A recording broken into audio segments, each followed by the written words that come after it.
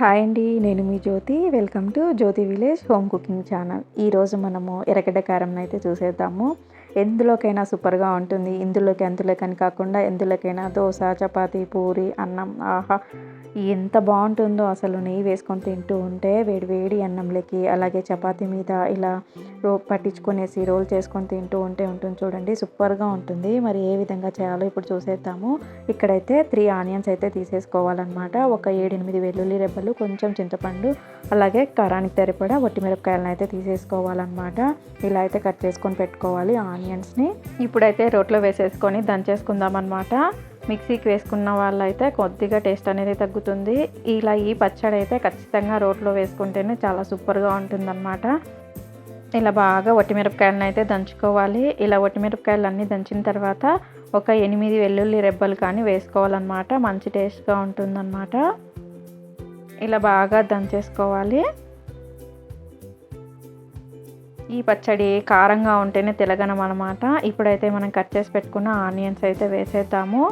చాలా కారంగా ఉంటేనే ఈ పచ్చడి అనేది మంచి టేస్ట్ అనేది వస్తుంది. కొంచెం కారం తగ్గినా కూడా టేస్ట్ అనేది తగ్గుతుందన్నమాట. కాబట్టి కొంచెం స్పైసీగా అయితే చేసుకోండి, చాలా సూపర్గా ఉంటుంది.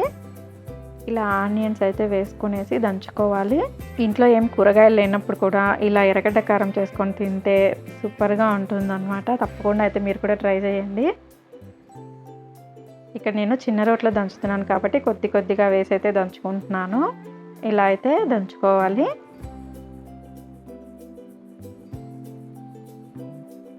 ఇలా అన్నీ దంచుకున్న తర్వాత మరీ ఎక్కువ దంచకూడదు, కచ్చాపచ్చాగా ఉండాలన్నమాట. చూడండి, ఇప్పుడైతే మనము చింతపండు నానబెట్టుకున్నాం కదా, ఆ చింతపండును అయితే వేసేసుకుందాము. అలాగే సాల్ట్ కూడా వేసుకుందాము. ఒక్కసారి అయితే దంచుకునేసి చూపిస్తున్నాను. చూడండి ఎంత బాగా ఉందో, ఎంత రుచిగా ఉందన్నమాట.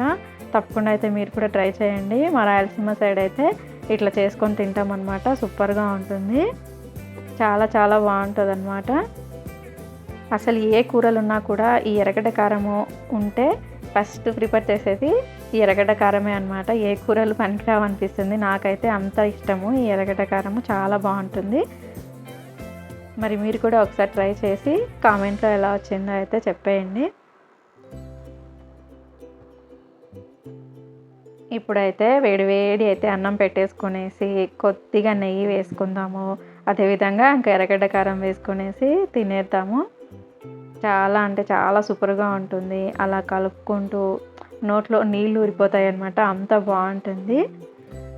మరి ఈ వీడియో కనుక మీకు నచ్చినట్లయితే ఒక చిన్న లైక్ చేయండి. మరిన్ని వీడియోస్ కోసం అయితే మన ఛానల్ని సబ్స్క్రైబ్ అయితే చేసుకోండి. Thanks for watching.